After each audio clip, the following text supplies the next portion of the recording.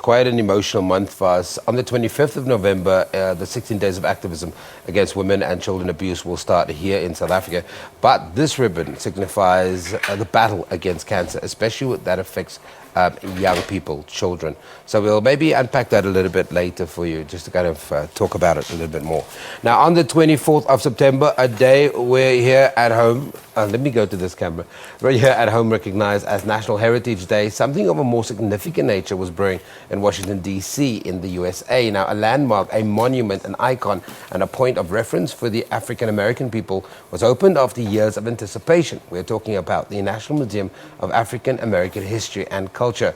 And although this institution will be visited by many from all over the world for what is contained inside the building, the structure itself carries with it a lot of thought, feeling, years of planning, and a translation of a people, and that is the subject of a book titled Start with the Past, which was written by Professor, and she's a historian of architecture, Mabel O. who was in Johannesburg for the essay launch of the book, which takes place this afternoon at Gallery MOMO in Parktown.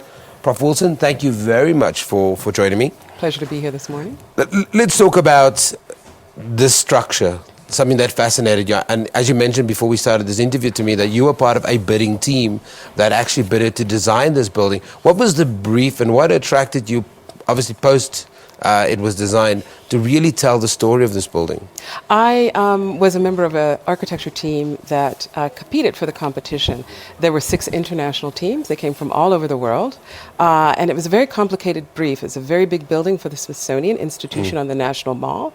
But it's a very important American story, Africans in America. And it was to tell that story of struggle, of survival, of resilience, but it's also a particularly American story and the challenging stories that Americans don't often hear. I was about to ask that fact, because you're telling the story, but also in 2012 you published a book called Negro Building. It is, and I mean, we're unfortunately, from a very African perspective, we get snippets out of America and we get all of this. And one of the things that we do get a sense as Africans, that sometimes Americans are questioning kind of their history, where they're coming from, and also trying to contextualize it in a very chaotic space at the moment. Yeah, it's a tough time, and actually I think a great moment to have the museum as a platform to talk about race, to talk about the history of enslavement, of white supremacy. I mean, these are all really important issues, not just today, but they're very historical. And it was delightful that President Obama cut the ribbon to the museum back in September. And now it's an open forum for people to really understand this critical history. It's a world history as well.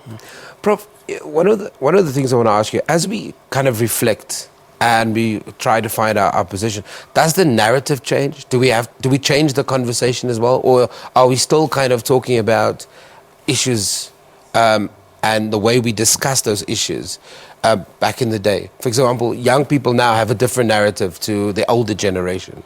But how do you think we're discussing those issues now?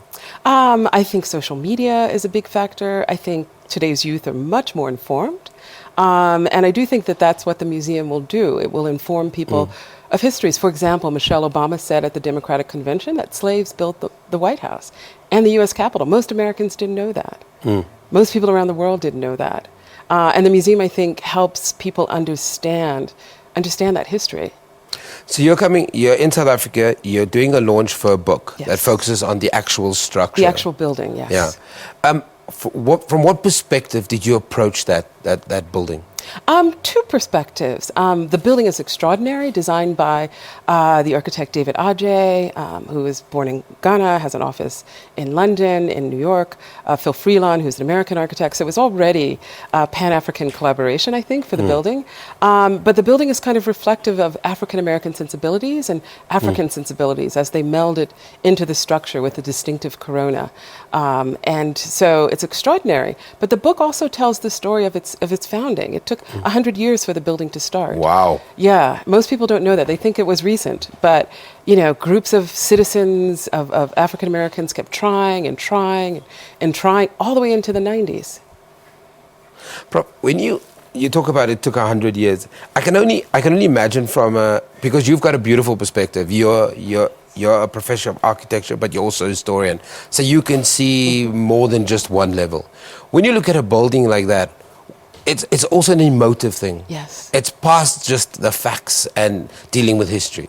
Yeah, no, some people can see this, but there's a beautiful sort of bronze-colored sheath that wraps around. It's like a screen, and it's angled. It's 3 tiers and it's angled, and it sits right next to the Washington Monument. And the angle of that screen is the angle of the top of the pyramid of the Washington Monument, which is of course referencing the monument, Egyptian architecture. So there's already an African presence on the mall. Oh, that's absolutely amazing. Unfortunately, Professor O. Wilson, we've run out of time. But to let you know that there is a launch today. It's Start with the Past by Professor Mabel O. Wilson, which will be launched together with The Intimate Justice, The Black Female Body, a book by Dr. Shatema Threadcraft. The launch will also include a panel discussion on the books and their subjects. The launch will take place today at 4:30 at Gallery MOMO in Parktown. For more on Dr. O. Wilson and a visit, you can log on to studio.org to find out more, but also Google the gallery for more details if you want to be part of that audience. We take an ad break then.